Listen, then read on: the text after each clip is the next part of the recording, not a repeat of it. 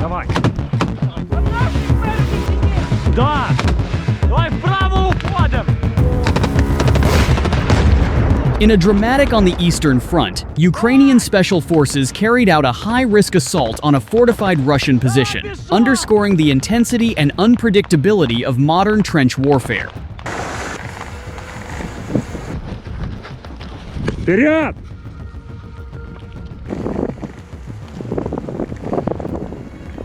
According to military sources, the engagement took place during a broader reconnaissance in force mission aimed at identifying weak points in Russian defensive lines.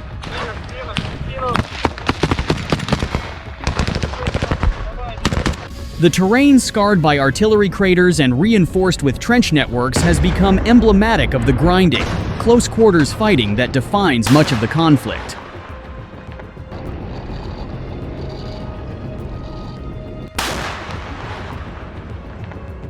Began when the Ukrainian unit encountered stiff resistance from a concealed enemy firing point that was halting their advance. With communications disrupted and movement exposed to drone surveillance, the situation demanded immediate action.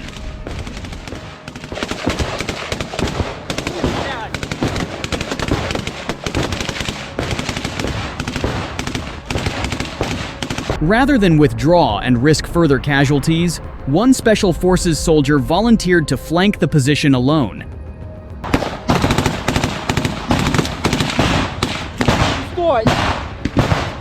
Utilizing smoke cover and the natural folds of the terrain, he maneuvered within striking distance of the trench line.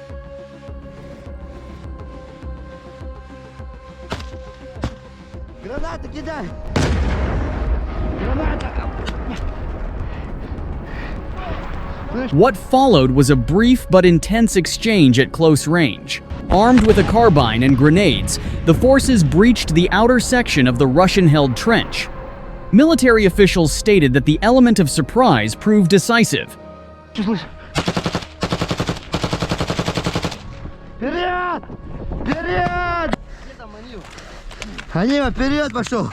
The confined environment of trench warfare leaves little room for maneuver.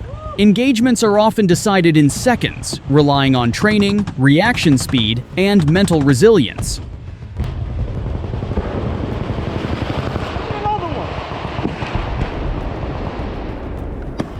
In this case, the Ukrainian soldier cleared the immediate position, neutralizing the threat and enabling his unit to resume its advance.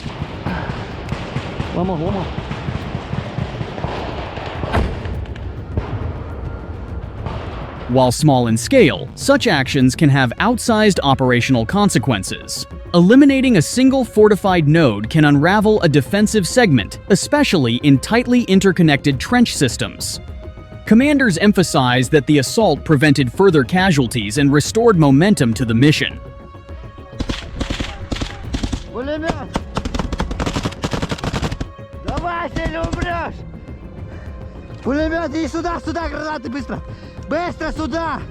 Defense analysts note that modern combat increasingly blends high-tech surveillance and long-range firepower with brutal close-range encounters.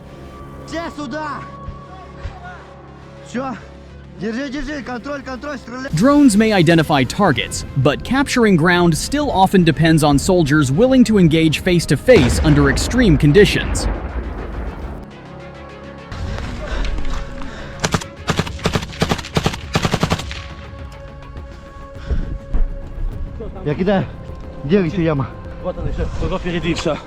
The soldier's identity has not been disclosed for security reasons, but military officials confirmed he has been recommended for commendation. His actions, they said, reflect the training and determination characteristic of Ukraine's special operations units.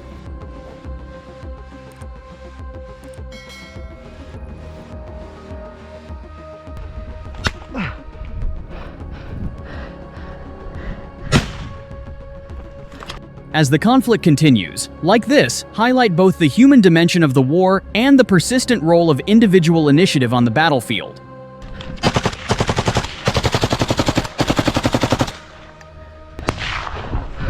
Even amid artillery barrages and advanced weaponry, outcomes can hinge on the courage and split-second decisions of a single soldier.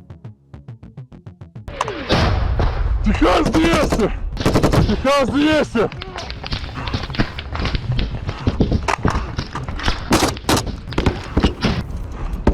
counterattacks pushed Russian forces from over a dozen settlements and disrupted the timeline for a hypothetical Zaporizhzhia operation. Though Mashevets cautions Ukraine lacks the forces for anything beyond tactical stabilization.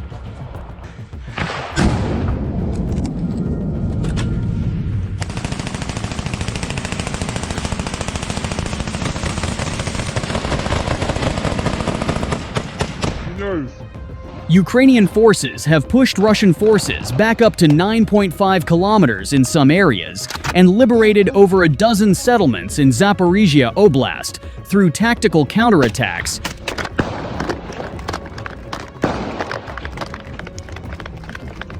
Likely hindering Russia's preparation for a hypothetical summer offensive toward Zaporizhzhia city, according to the Institute for the Study of War, ISW, citing Ukrainian military observer Konstantin Mashevets.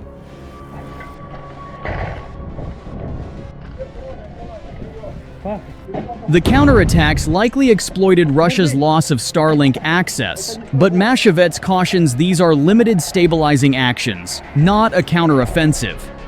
Russian forces had spent roughly 2 months on the offensive in the Oleksandrivka and Huliai-Pol directions, seizing Huliai-Pol and pushing west and northwest.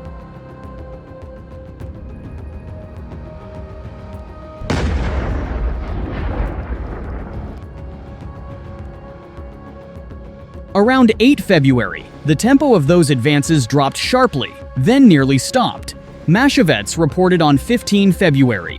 Ukrainian troops then struck across multiple axes.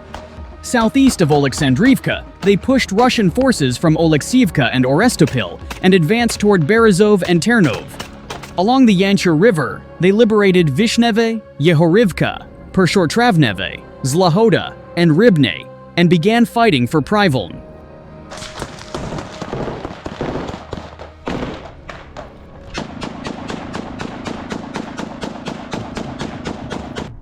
Northwest of Huliai-Pol, Ukrainian forces drove Russian troops from Ternivate and Kosivtseve, crossed the Haichur River, and liberated Dobropilya with units already spotted east of it by 14 February.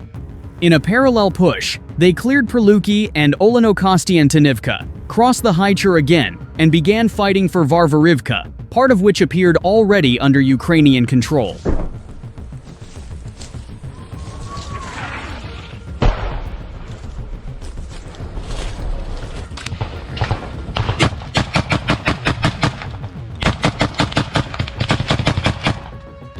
Along the Tvitkove-Zaleznikne line, counterattacks stopped, but did not reverse the Russian advance. Russian forces held Zaleznikne and the eastern outskirts of Tvitkove, but failed to push further for over a week.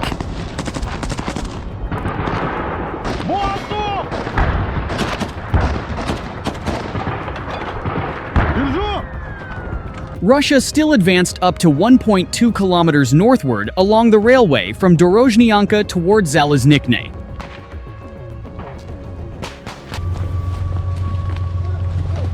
In the zone of Russia's 58th Combined Arms Army, Ukrainian forces pushed Russian units back near Primorsk, Lukyanivsky, and Stepnohirsk, and stopped Russian advances along the Stepov-Pavlivka axis.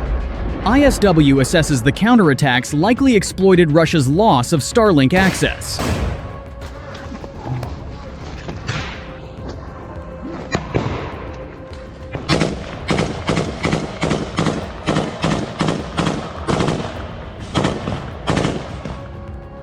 Russian mill bloggers claimed that the shutdown caused communications and command and control issues on the battlefield.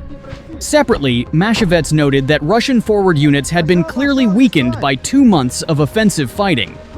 Mashevets explicitly rejected the counteroffensive label, calling these actions exclusively stabilizing and limited to the tactical zone.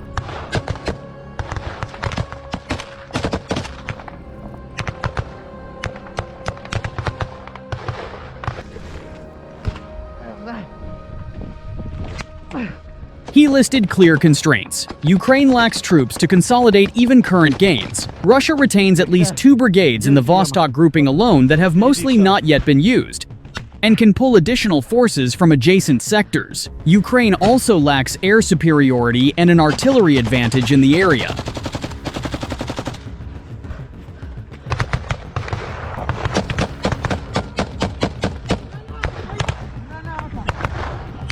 The real significance, Mashevets assessed, is disrupting Russia's timeline for a hypothetical Zaporizhzhia offensive operation. He reported on 5 February that Russian command was preparing for a summer 2026 offensive, but struggling to reach the necessary staging positions. Где у них опорник, братан, ты видишь? Давай, за батыром, братан! Ukrainian counterattacks have now forced Russian units off those positions entirely. Instead of advancing to their staging areas, Russian forces are, as Mashevets put it, spinning their wheels halfway there. A spokesperson for Ukraine's joint forces says only 22 enemy radios were detected as of 15 February. Встань! Иди сюда, братан! Давай, Аякс, помогай ему, помогай! Ukraine's defense forces have established firm control over Kupiansk, with only a few dozen Russian occupiers remaining trapped in a single city block, according to Viktor Trehubov, spokesperson for Ukraine's Joint Forces grouping, speaking on Ukrainian TV telethon. The surrounded Russians survive on airdrop supplies and are unable to carry out any active operations, while enemy attempts to attack the city from outside continue to fail.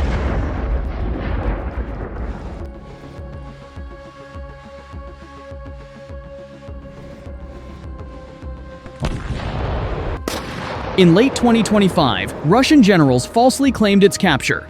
In December, Zelensky visited the city, debunking the claim. In early January, Ukrainian forces raised the flag over Kupiansk City Hall after clearing the city of a Russian breakthrough. Moscow's commanders had reportedly been ordered to seize Kupiansk by February 2026, a deadline that has now passed with their last troops cornered and unable to fight.